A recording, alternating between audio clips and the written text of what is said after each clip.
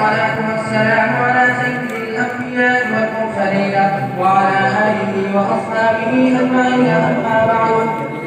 فإن أصدق الحديث كتاب الله، وأحسن الهدي هدي محمد صلى الله عليه وسلم، وخير الأمور عواتمها، وشر الأمور محدثاتها، وكل محدثة بدعة، وكل بدعة ضلالة، وكل ضلالة في النار.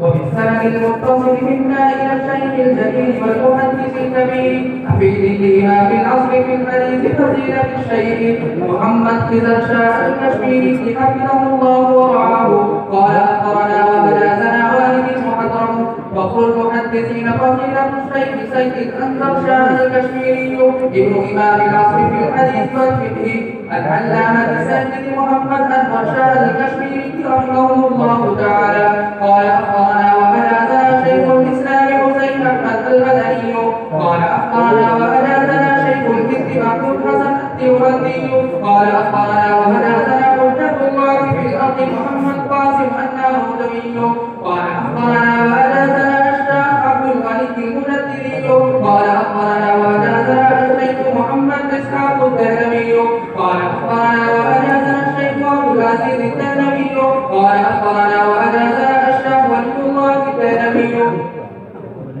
قال أخبرنا وبلغنا أبو طاهر الكردي، قال أخبرنا وبلغنا إبراهيم بن الحسن الكردي، قال أخبرنا وبلغنا صفي الدين أحمد بن محمد القشاشي، قال أخبرنا وبلغنا أحمد بن علي الشناوي، قال أخبرنا وبلغنا محمد بن أحمد المصري، قال أخبرنا وبلغنا زكريا بن محمد الأنصاري، قال أخبرنا وبلغنا أحمد بن علي الأسقلاني، قال أخبرنا وبلغنا إبراهيم بن أحمد التنوفي، قال أخبرنا وبلغنا أحمد بن طارق الحجار، قال أخبرنا وبلغنا حسن بن مبارك الزبيدي، قال أخبرنا وبلغنا عبد الله بن عيسى السلزي، قال أخبرنا وبلغنا عبد الرحمن الداوودي القرشي، قال أخبرنا وبلغنا أبو عبد الله بن أحمد السرقسي، قال أخبرنا وبلغنا محمد بن يوسف الكرمي، قال أخبرنا وبلغنا صاحب الكتاب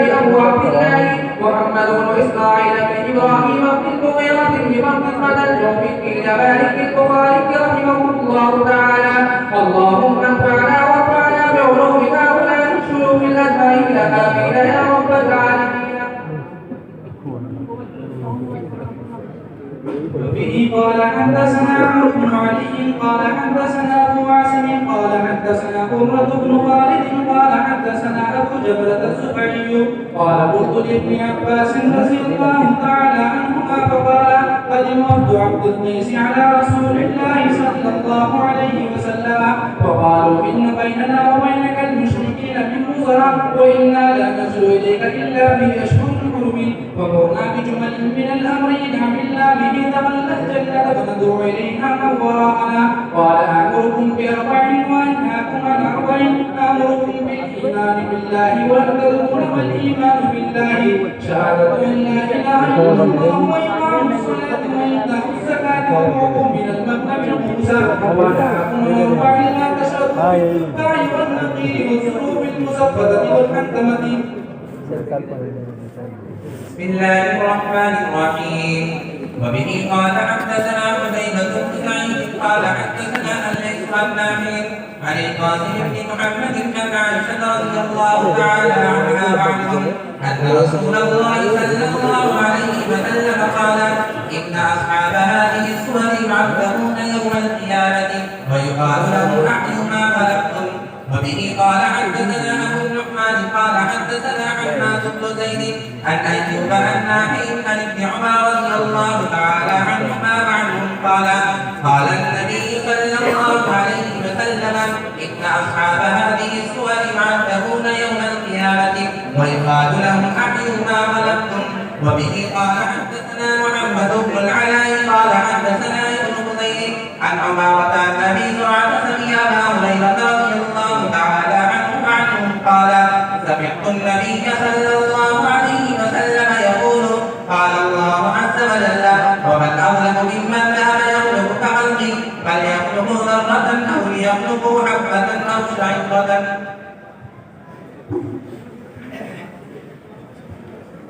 بسم الله الرحمن الرحيم. باب قراءة الفاتح والمنافق وأصواتهم وتلاوتهم لا يجاوز حناجرهم. وبه قال حدثنا عتبة بن خالد قال حدثنا همام قال حدثنا قتادة قال حدثنا أنس بن مالك عن أبي موسى رضي الله عنه وعنهم عن النبي صلى الله عليه وسلم قال: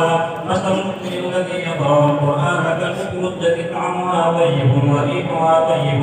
والذي لا يقرأ القرآن كالتمرة طعمها طيب ولا ريح لها. ومثل الفاجر الذي يقرأ القرآن كمثل الريحانة ريحها طيب وطعمها مر. ومثل الفاجر الذي لا يقرأ القرآن كمثل الحنظلة طعمها مر ولا ريح لها. بسم الله الرحمن الرحيم. وبه قال حدثنا علي قال حدثنا هشام قال قال معمر الزريحة. وبه قال حدثني أحمد بن صالح قال حدثنا عنبسة قال حدثنا يونس عن ابن شهاب قال قال لي أن عروة بن الزبير أنه سمع عروة بن الزبير رضي الله تعالى عنه وعنهم قالت عائشة رضي الله تعالى عنها: سأل الناس النبي صلى الله عليه وسلم عن القرآن فقال إنهم ليسوا بشيء، فقالوا يا رسول الله صلى الله عليه وسلم فإنهم يحدثون بالشيء يكون حقا. فقال النبي صلى الله عليه وسلم: تلك الكلمة من الحق يقطع الجني فيقرقبها في حسن وليه فكررت الدجاجة ويملكون به أكثر من 100 كثرة. بسم الله الرحمن الرحيم. وبه قال حدثنا أبو النعمان قال حدثنا مهدي بن ميمون قال سمعت محمد بن سيرين يحدث عن معبد بن سيرين عن أبي سعيد الخدري رضي الله عنه وعنهم عن النبي صلى الله عليه وسلم قال: يخرج ناس من قبل المشرق ويقرؤون القرآن لا يجاوز تراقيهم يمرقون من الطين كما يمرق السهم من الربية ثم لا يعودون فيه حتى يعود السهم إلى فوقه. قيل: ما سيماهم؟ قال: سيماهم التحليق قال التصفيد.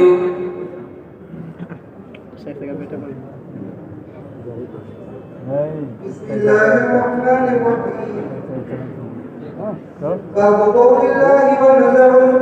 بالنسبة ليوم القيامة وأن أعمال بني آدم وقول قدوسا. وقال مجاهد: القسطاس العبد بالرومية، ويقال القسط مصدر المقسط وهو العادل، وأما القاصد فهو الجاهل. وبه قال حدثنا أحمد بن إشهاب قال حدثنا محمد بن حسين عن عمارة بن القعقاع عن أبي زرعة عن